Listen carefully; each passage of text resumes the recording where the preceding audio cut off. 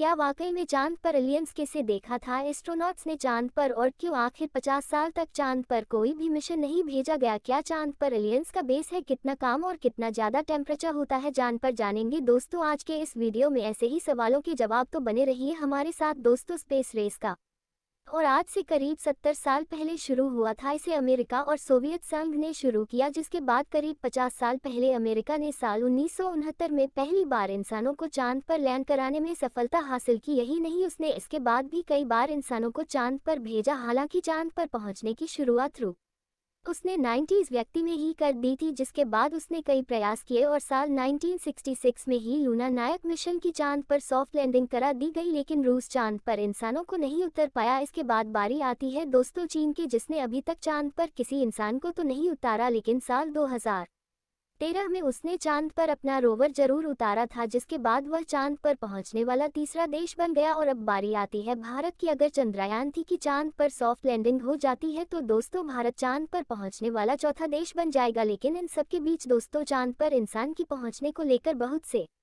सवाल उठते रहे हैं, जिनका जिक्र अभी तक हमने किया है। लेकिन उनमें से कुछ सवाल बहुत अहम है कि आखिर इतने समय तक इंसान वहां क्यों नहीं? क्या वाकई में जानवर पर एलियंस है और वहां बस्तियां बनाकर पहले से रह रहे हैं? तो चलिए जानते हैं इन सवालों के जवाब। कहा जाता है दोस्तों नील आर्मस्ट्रॉन्ग के चांद पर पहुंचने के समय से लेकर उनके बाद जितने भी एस्ट्रोनॉट्स चांद पर पहुंचे, उनका आमना सामना एलियन से हो चुका है, लेकिन इस बात को छुपाया जाता रहा है। इस बारे में भी दोस्तों हम बात करेंगे, क्योंकि शायद कुछ लोगों को इस बारे में मालूम भी हो। लेकिन उससे पहले बात करते हैं दोस्तों चीन के स्पेसक्राफ्ट। हालांकि चीन ने अभी तक जानवर इंसानों को तो नहीं उतारा है, लेकिन चीन चांद पर अपना रोवर U22 उतार चुका है। चांद पर पहुंचने के बाद चीन के रोवर ने वहां से डेटा कलेक्ट करना शुरू कर दिया। इसी डेटा कलेक्शन के दौरान कहा जाता है कि साल 2020 में चांद के रोवर को चांद पर कुछ दूरी पर कोई नई चीज दिखाई दी। यह वस्तु जो भी थी उसकी शेप स्क्वायर जैसी थी और ये रोवर से करीब 80 किलोमीटर की दूरी पर थी। इस रहस्यमय चीज को दोस्तों चीन ने रहस्यमय झोपड़ी कहा। कुछ मीडिया रिपोर्ट्स के मुताबिक ऐसी चीज को 2020 में नवंबर में देखा गया था। हालांकि दोस्तों चीन के रोवर U22 द्वारा ली गई तस्वीर में यह चीज साफ ज्यादा नजर नहीं आती, लेकिन इससे पहले भी दूसरे देशों द्वारा भेजे गए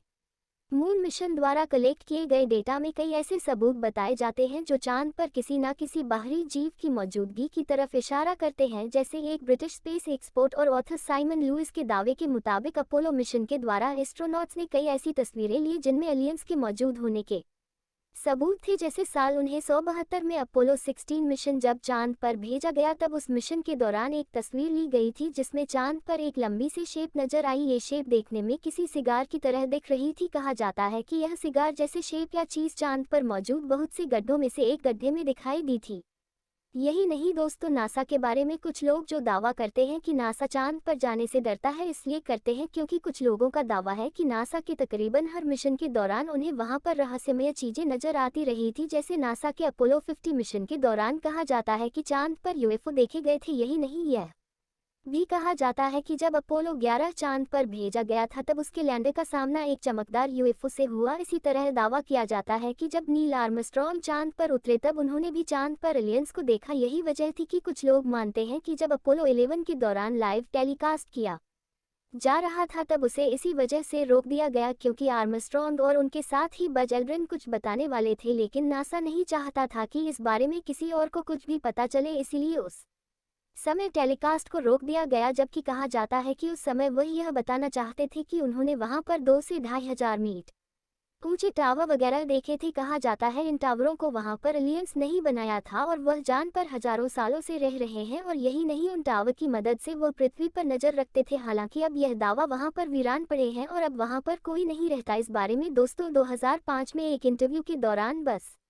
एलयू ने भी इसी तरह के दावों के सच होने की तरफ इशारा किया। उनका कहना था कि जब उनका एयरक्राफ्ट अपोलो 11 चौहान के रास्ते में था तब किसी तरह की एयरक्राफ्ट किसी चीज ने उनकी ज्ञान का पीछा किया। यही नहीं, उन्होंने यह भी कहा कि जब वो चांद पर थे तब वहां पर उन्होंने कुछ ऐसी चीजों को भी देखा जिन्होंने उन्होंने कभी पहले नहीं देखा। लेकिन हाँ, एलियंस वाली बात पर उन्होंने कुछ नहीं कहा कि कुछ उन्होंने एलियंस को देखा था या नहीं। अब रही बात नील आर्मस्ट्रॉन्ग की, हालांकि 2012 में उनका निधन हो चुका है, लेकिन दोस्त उन्होंने भी एक इंटरव्यू के दौरान कहा था कि जब वो लोग चांद पर थे तब किसी एक आप जैसी चीज द्वारा उन पर नजर रखी जा रही थी। अब जैसा कि जान पाता और कि होने का दावा किया जाता है, तो यही वजह बताई जाती है कि नासा ने चांद पर कुछ साल में कई बार चांद पर अपने मिशन भेजे थे। नासा इन्हीं टावर्स के बारे में इंफॉर्मेशन हासिल करना चाहता था, अब क्योंकि उस दौर में रूस भी चांद पर पहुंचने की कोशिश कर रहा था। हालांकि उसने चांद पर अपना रोवर भेज दिया था, लेकिन रूस इंसान को बेचने में कामयाब नहीं हो पाया। इसीलिए नासा रूस के चांद पर पहुंचने से पहले ही टावर्स के बारे में ज़्यादा से ज़्यादा इंफॉर्मेशन कलेक्ट कर लेना चाहता था। इसलिए उसने उस दौर में इतने महंगे प्रोजेक्ट पर खर्चे की परवाह किए बिना पानी की तरह पैसा बहाया और कई सारे प्रोजेक्ट्स लॉन्च किए। लेकिन कहा जाता है कि जिस समय नासा ने जांच के लिए 1972 में अपना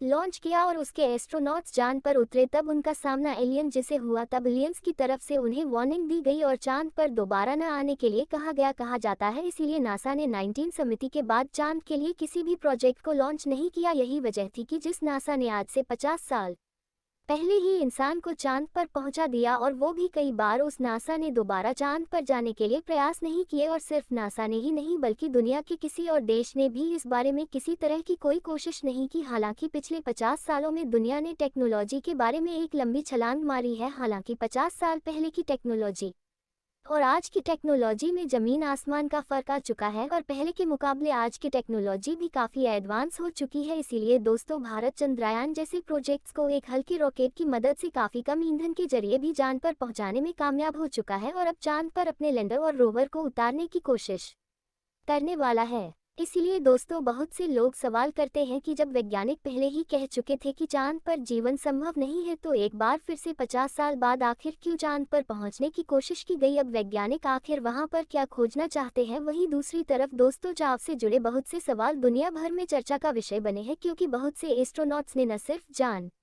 पर अजीबोगरीब चीजें और टावर्स देखने का दावा किया है, बल्कि कई एस्ट्रोनॉट्स ने तो वहां पर रहस्यमय में या वहां से और संगीत सुनने का भी दावा किया है। हालांकि नासा की तरफ से कभी भी इस बारे में कोई ऑफिशियल स्टेटमेंट नहीं दिया गया। वैसे देखा जाए तो संगीत सुने जाने के बाद अब तक की सबसे अजीब घटना है। तो दोस्तों, ऐसे थे यह एलियन से जुड़े कुछ दावे और उनसे जुड़ी कुछ थ्योरी। आपके इस बारे में क्या विचार है? क्या वाकई में चांद पर एलियंस या और कोई मौजूद हो सकता है? कि वहां पर वाकई में एलियंस के बनाए हुए टावर हो सकते हैं? इस बारे में कमेंट